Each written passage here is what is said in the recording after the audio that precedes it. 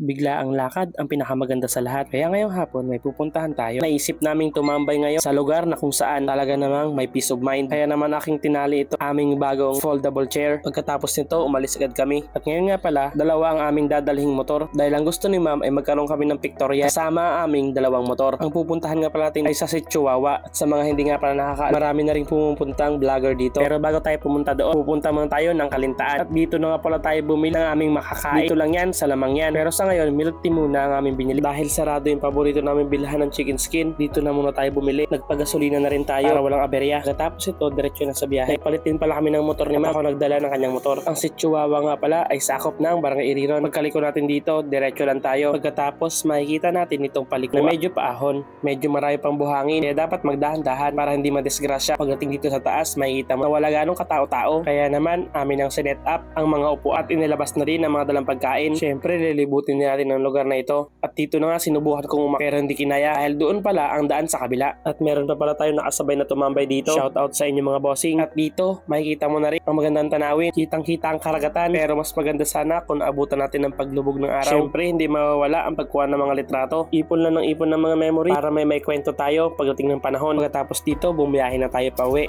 At hanggang dito na lang. Ride safe everyone.